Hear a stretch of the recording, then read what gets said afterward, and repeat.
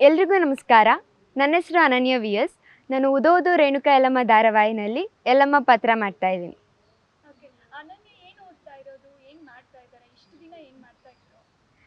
ಇವಾಗ ನಾನು 9th ಪಾಸಾಗಿ 10th SLC ಮೈಸೂರಲ್ಲಿ ರಾಮಕೃಷ್ಣ ವಿದ್ಯಾಕೇಂದ್ರ ಸ್ಕೂಲಲ್ಲಿ ಓದ್ತಾ ಇದ್ದೀನಿ.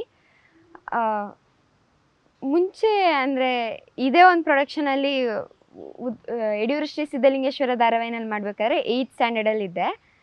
ಸೊ ಅದು 1 year ಗ್ಯಾಪ್. ಅದಾದಮೇಲೆ ಇದೇ ಸೀರಿಯಲ್, ಇದೇ ಪ್ರೊಡಕ್ಷನ್ದು ಈ ಒಂದು ಸೀರಿಯಲಲ್ಲಿ ಆ್ಯಕ್ಟ್ ಮಾಡ್ತಾ ಇದ್ದೀನಿ. ಇದ್ರ ಮಧ್ಯದಲ್ಲಿ ಕಾಟೇರ ದರ್ಶನ್ ಸರ್ದು ಮೂವಿ ಅದೆಲ್ಲ ಆಪರ್ಚುನಿಟಿ ಸಿಕ್ತು ಶ್ರುತಿ ಮ್ಯಾಮ್ ಮಗಳಾಗಿ, ಅಂದರೆ ದರ್ಶನ್ ಸರ್ ಸೊಸೆ. ಆ್ಯಂಡ್ ಮ್ಯಾಕ್ಸ್ ಸುದೀಪ್ ಸರ್ ಅದರಲ್ಲೂ ಒಂದು ಆಪರ್ಚುನಿಟಿ ಸಿಕ್ತು. ಆ್ಯಂಡ್ ಇವಾಗ at present Duniya Vijay sir ಮೂವಿಯಲ್ಲಿ ಆ್ಯಕ್ಟ್ ಮಾಡ್ತಾ ಇದ್ದೀನಿ.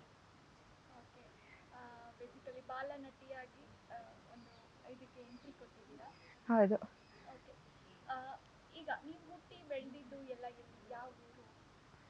ನಾನು ಹುಟ್ಟಿ ಬೆಳೆದಿದ್ದೆಲ್ಲ ಮಂಗಳೂರು ಧರ್ಮಸ್ಥಳ. ಅಪ್ಪನೂರು ಬಂದು ಧರ್ಮಸ್ಥಳ ಆ್ಯಂಡ್ ಅಮ್ಮನೂರು ಬಂದು ಮಾರ್ನಾಡ್. ಸೊ ದೆನ್ ನಾವು ಇವಾಗ ಸದ್ಯಕ್ಕೆ ಇರೋದು ಮೈಸೂರಲ್ಲಿ. ಮ್ಯಾಂಗ್ಳೂರಿನ ಮೈಸೂರಿಗೆ ಶಿಫ್ಟ್ ಆದ್ವಿ ನಾವು. ಸೊ ಶೂಟಿಂಗ್ ಇದ್ರೆ ಬೆಂಗಳೂರು ಬರ್ತೀವಿ.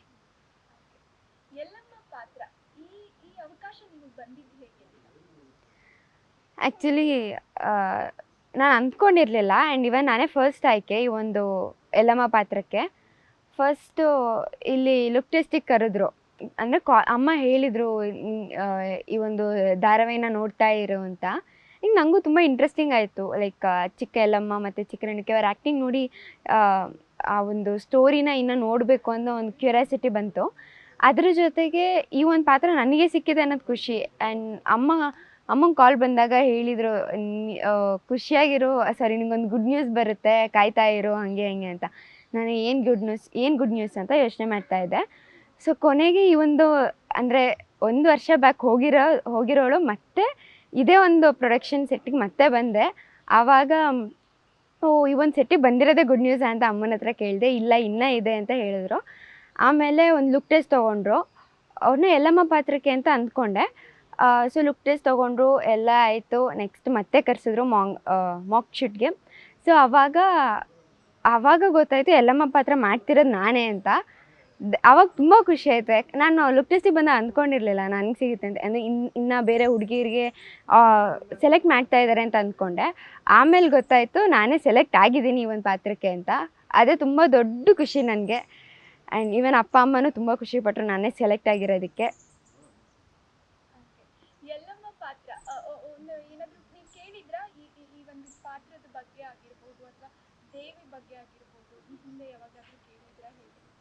ಆ್ಯಕ್ಚುಲಿ ಅಂದರೆ ಕೇಳಿರಲಿಲ್ಲ. ಅಮ್ಮಂಗೆ ಈ ಒಂದು ಕತೆ ಗೊತ್ತು. ಅವರು ಅಂದರೆ ಈ ಒಂದು ನಾನು ಸೆಲೆಕ್ಟ್ ಆದಾಗ ಕತೆ ಹೇಳಿದರು ನನಗೆ ಹೀಗೀಗೆ ಅಂತ. ಯಲ್ಲಮ್ಮ ದೇವಿ ಹೇಗೆ ಏನು ಅವರು ಅಂತೆಲ್ಲ ಹೇಳಿದರು. ಆ್ಯಂಡ್ ಈ ಒಂದು ಸೆಟ್ಟಿಗೆ ಬಂದಾಗಲೂ ನನಗೆ ಡೈರೆಕ್ಟರ್ ಸರು ಮತ್ತು ನಾಗಣ್ಣ ಅವರೆಲ್ಲ ಹೇಳಿದ್ರು. ಬಟ್ ಸೀರಿಯಲ್ ನೋಡಿದಾಗ ಸ್ವಲ್ಪ ಕತೆ ಗೊತ್ತಿತ್ತು ಅಷ್ಟೇ. ಇಲ್ಲ, ಹೋಗಬೇಕು ಅನ್ನೋ ಒಂದು ಆಸೆ ಇದೆ. ಹೋಗ್ತೀವಿ.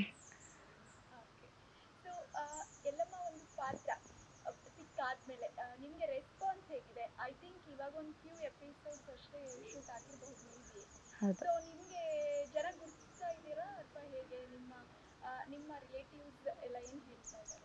ಆ್ಯಕ್ಚುಲಿ ನಮ್ಮೂರಲ್ಲಿ ಅಂದರೆ ಮಂಗಳೂರಲ್ಲಿ ಅಜ್ಜಿ ತಾತ ಎಲ್ಲ ತುಂಬ ಖುಷಿಪಟ್ಟಿದ್ದಾರೆ.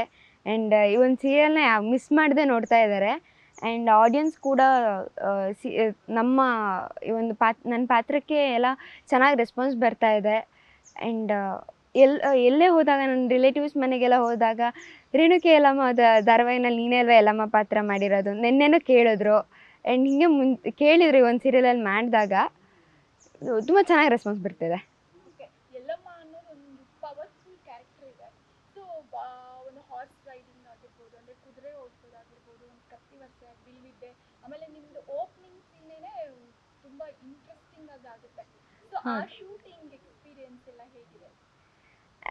ಫಸ್ಟು ನಮಗೆ ಪ್ರೊಮೋ ಶೂಟ್ ಮಾಡಿಸಿದ್ರು.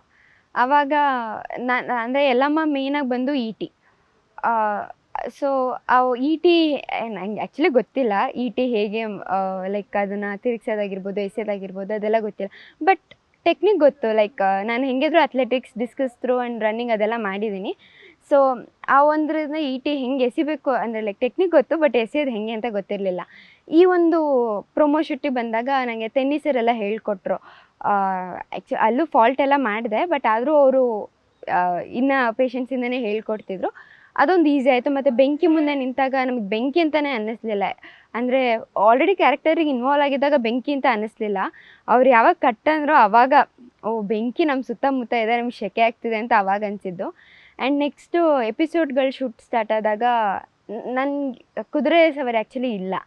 ಯಾಕೆಂದರೆ ಏನಾದರೂ ಎಲ್ಲಮ್ಮ ಓಡೋದು ಆ್ಯಂಡ್ ಈಟಿ ಅದೊಂದು ಅಲ್ಲಿ ಕುದುರೆ ಇದ್ದಿದ್ದರಿಂದ ನನಗೆ ಕುದುರೆ ಓಡಿಸ್ಬೇಕು ಅನ್ನೋ ಒಂದು ಆಸೆ ಬಂತು. ಕುದುರೆ ಹೆಂಗೆ ಓಡಿಸೋದು ಅದು ಕೂಡ ಕಲ್ತ್ಕೊಂಡೆ. ಹಾಗೆ ರೋಪಲ್ಲಿ ಈ ಒಂದು ಸೀರಿಯಲಿಂದ ತುಂಬ ಕಲಿಯೋದು ನಂಗೆ ತುಂಬ ಇದೆ. ಆ್ಯಂಡ್ ಇವಾಗಲೂ ಕಲಿತಾ ಇದ್ದೀನಿ. ಯಾಕಂದರೆ ರೋಪ್ ಹೆಂಗೆ ಎಳೆಯೋದು, ಮತ್ತು ರೋಪ್ ಹಾಕ್ಕೊಂಡು ಫ್ಲೈ ಎಲ್ಲ ಮಾಡ್ತಾರೆ, ಅವಾಗ ಹೇಗೆ ಧೈರ್ಯವಾಗಿರೋದು, ಅದೆಲ್ಲ ತುಂಬ ಕಲ್ತ್ಕೊಂಡೆ ಈ ಒಂದು ಸೀರಿಯಲ್ನಲ್ಲಿ. ಬಟ್ ಒಟ್ನಲ್ಲಿ ನನಗೆ ಭಯ ಅನ್ನೋದಾಗಲಿಲ್ಲ, ಯಾಕಂದರೆ ಅಷ್ಟು ಎಲ್ಲ ಸಪೋರ್ಟಿವ್ ಆಗಿದ್ದರು. ಹೆದರ್ಕೋಬೇಡ ನಾವಿದ್ದೀವಿ ಅಂತ ಹೇಳೋರು ತುಂಬ ಜನ ಇದ್ದರು ಈ ಸೀರಿಯಲ್ನಲ್ಲಿ. ಸೊ ಅದಕ್ಕೆ ನಂಗೆ ಭಯ ಆಗಲಿಲ್ಲ.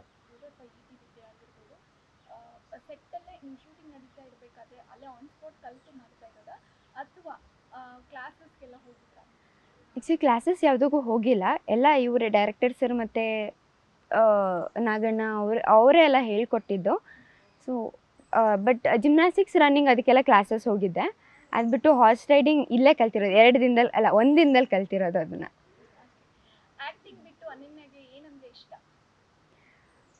Dance, gymnastics, athletics.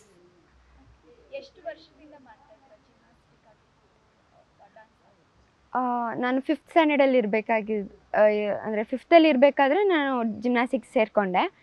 ಸೊ ಅಲ್ಲಿಂದ ಕಂಟಿನ್ಯೂಸ್ 3 ಇಯರ್ಸ್ ನಾನು ಜಿಮ್ನಾಸ್ಟಿಕ್ ಕ್ಲಾಸಸ್ ಹೋಗ್ತಿದ್ದೆ. ಅದಾದಮೇಲೆ ನಮ್ಮ ಡ್ಯಾನ್ಸ್ ಕ್ಲಾಸಲ್ಲೇ ಎಲ್ಲ ಜಿಮ್ನಾಸ್ಟಿಕ್ಸ್ ಹೇಳ್ಕೊಡ್ತಿದ್ರು. ಸೊ ಅದರಿಂದ ಟಚ್ಚಲ್ಲಿದ್ದೀನಿ.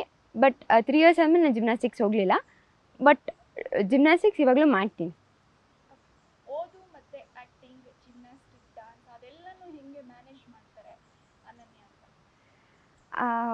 ಆ್ಯಕ್ಚುಲಿ ನಾನು ಫಸ್ಟು ಒಂದು ಸೆಟ್ಟಲ್ಲಿ ಓದೋದಕ್ಕೆ ಸ್ಟಾರ್ಟ್ ಮಾಡಿದ್ದು ಅಂದರೆ ಅದು ಯಡಿಯೂರು ಶ್ರೀ ಸಿದ್ಧಲಿಂಗೇಶ್ವರ. ಸೊ ಅವಾಗ ಅಲ್ಲಿಂದ ಈ ಒಂದು ಯಾವುದೇ ಮೂವಿಯಲ್ಲಿ ಆ್ಯಕ್ಟ್ ಮಾಡಿದ್ದೀನೋ ಅಲ್ಲೆಲ್ಲ ನನಗೆ ಫ್ರೀ ಟೈಮ್ ಇರ್ಬೇಕಾದ್ರೆ ನಾನು ಟೈಮ್ ವೇಸ್ಟ್ ಮಾಡಲ್ಲ, ಬರೀ ಓದ್ತಾ ಇರ್ತೀನಿ. ಎಕ್ಸ್ಪೆಷಲಿ ಇವಾಗ 10th. ಸೊ ಈ ಒಂದು ಟೈಮಲ್ಲಿ ತುಂಬ ಚೆನ್ನಾಗಿ ಓದಬೇಕು. ಯಾಕಂದರೆ ಈ ಒಂದು ಮಾರ್ಕ್ಸೇ ಈ ಒಂದು ಕ್ಲಾಸಲ್ಲಿ ಬರೋ ಮಾರ್ಕ್ಸೇ ಇನ್ನು ಮುಂದೆ ಬೇರೆದಕ್ಕೆಲ್ಲ ಡೆವಲಪ್ ಆಗೋದು. ಸೊ ಇವಾಗ ಫ್ರೀ ಟೈಮ್ಸ್ ಎಲ್ಲ ಇದ್ದಾಗ ಬುಕ್ ತೆಗಿಯೋದು, ಬರೆಯೋದು, ಓದೋದು ಇದೆ. ಕಾಟೇರ ಸೆಟ್ಟಲ್ಲೂ ಕೂಡ ಅಷ್ಟೇ. ನಂಗೆ ಅಲ್ಲಿ ಓದೋದು ನೋಡಿ ಓದ್ತಿದ್ಯಾ, ಓದು ಅಂದ್ಬಿಟ್ಟು ಎಕ್ಸ್ಟ್ರಾ ಟೈಮ್ ಕೊಡ್ತಿದ್ರು ಅಲ್ಲಿ. ಮತ್ತು ಮ್ಯಾಕ್ಸ್ ಶೂಟಿಂಗಲ್ಲಿ ಆಗಿರ್ಬೋದು, ಅಥವಾ ದುನಿಯಾ ವಿಜಯ್ ಸರ್ದು ಹೊಸ ಮೂವಿ ಅಲ್ಲೂ ಕೂಡ ಅಷ್ಟೇ ನಂಗೆ ತುಂಬ ಟೈಮ್ ಕೊಡ್ತಿದ್ರು ಓದೋಕ್ಕೆ. ಇಲ್ಲಿ ತುಂಬ ಸಪೋರ್ಟ್ ಮಾಡ್ತಾರೆ, ಎಲ್ಲದಕ್ಕೂ ಸಪೋರ್ಟ್ ಮಾಡ್ತಾರೆ. ನಮ್ಮ ಯಡಿಯೂರು ಸೆಟ್ಟಲ್ಲೂ ಕೂಡ ತುಂಬ ಸಪೋರ್ಟ್ ಮಾಡಿದರು.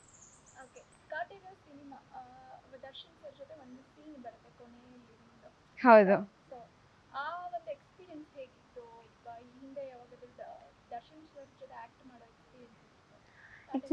ನಾನು ಚಿಕ್ಕವಳಿರ್ಬೇಕಾದ್ರೆ ದರ್ಶನ್ ಸರ್ನ ಲೈಕ್ ಒಂದು ಮುಹೂರ್ತದಲ್ಲಿ ಮೀಟ್ ಆಗಿದೆ ಅವ್ರನ್ನ ಮತ್ತು ಶಿವರಾಜ್ ಕುಮಾರ್ ಸರ್ನ. ಆವಾಗಷ್ಟೇ ನಾನು ನೋಡಿದ್ದು, ಬರೀ ಒಂದೇ ಒಂದು ಸತಿ ಸರ್ ನಿಮ್ಮ ಜೊತೆ ಒಂದು ಫೋಟೋ ಅಂತ ಕೇಳಿದ್ದೆ ಅಷ್ಟೇ. ಅದಾದಮೇಲೆ ನಾನು 9th ಅಂದರೆ 5th 9th 4 ಇಯರ್ಸ್ ಗ್ಯಾಪ್ ಆದಮೇಲೆ ಅವ್ರನ್ನ ನೋಡಿದ್ದು.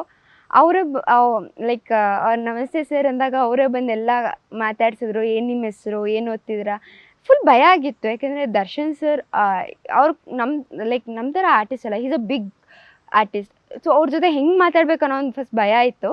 ಬಟ್ ಅವರೇ ಬಂದು ಮಾತಾಡ್ಸಿದಾಗ ತುಂಬ ಖುಷಿ ಆಯಿತು. ಯಾಕಂದರೆ ಅಂದ್ಕೊಂಡಿರಲಿಲ್ಲ ಸರೇ ಬಂದು ಮಾತಾಡಿಸ್ತಾರೆ ಅಂತ. ಅವ್ರು ಮಾತಾಡಿಸಿ ಒಟ್ಟಿನಲ್ಲಿ ನಮ್ಮಿಬ್ಬರು ಏನು ಸೀನ್ ಇದೆ ಅಲ್ಲಿವರೆಗೂ ನನ್ನ ಜೊತೆನೇ ಇದ್ದರು. ಚೆನ್ನಾಗಿ ಮಾತಾಡ್ಸಿದ್ರು, ನಗಿಸಿದ್ರು. ಅದೇ ತುಂಬ ಖುಷಿಯಾಗಿದ್ದು ನನಗೆ. ದೆನ್ ನಮ್ಮ ಶ್ರುತಿ ಮ್ಯಾಮ್ ಜೊತೆ ಶೂಟಿಂಗ್ಸ್ ಇತ್ತು. ಸೊ ಒಟ್ಟಿನಲ್ಲಿ 6 days ತುಂಬ ಎಂಜಾಯ್ ಮಾಡಿದ್ದೀನಿ ನಾನು.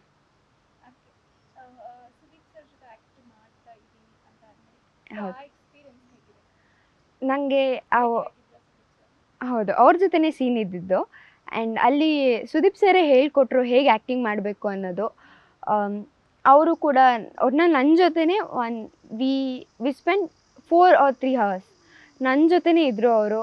ಆ್ಯಂಡ್ ನಮ್ಮ ಸೀನಲ್ಲಿ ಹೇಗೆ ಆ್ಯಕ್ಟ್ ಮಾಡಬೇಕು, ಈ ರೀತಿ ಆ್ಯಕ್ಟ್ ಮಾಡು, ಹಾಗೆ ಆ್ಯಕ್ಟ್ ಮಾಡು ಅಂತ ಹೇಳಿದರು. ಆ್ಯಂಡ್ ಒಟ್ಟಿನಲ್ಲಿ ಅವರು ಕೂಡ ಅಷ್ಟೇ ದರ್ಶನ್ ಸರ್ ಥರ ತುಂಬ ಚೆನ್ನಾಗಿ ಮಾತಾಡ್ಸಿದ್ರು, ನಗಿಸಿದ್ರು. ಅದು ನಂಗೆ ಕಾಟೇರ ಸೆಟ್ಟಲ್ಲೂ ದರ್ಶನ್ ಸರೇ ನಗಿಸಿದ್ದು. ಆ್ಯಂಡ್ ಇಲ್ಲಿ ಸುದೀಪ್ ಸರ್ ತುಂಬ ಕ್ಲೋಸಾಗಿ ಮಾತಾಡಿದ್ರು.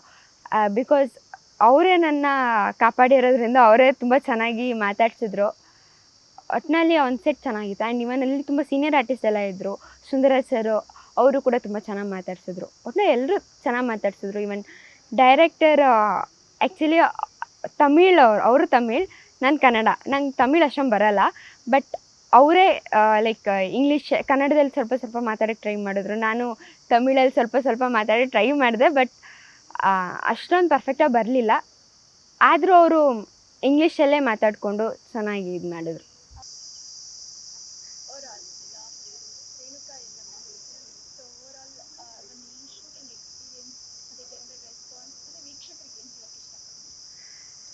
ಉದೋ ಉದೋ ಶ್ರೀ ರೇಣುಕಾ ಎಲ್ಲಮ್ಮ ಈ ಒಂದು ದೇವಿ ಸ್ಟೋರಿ ತುಂಬ ಇಂಟ್ರೆಸ್ಟಿಂಗ್ ಸ್ಟೋರಿ.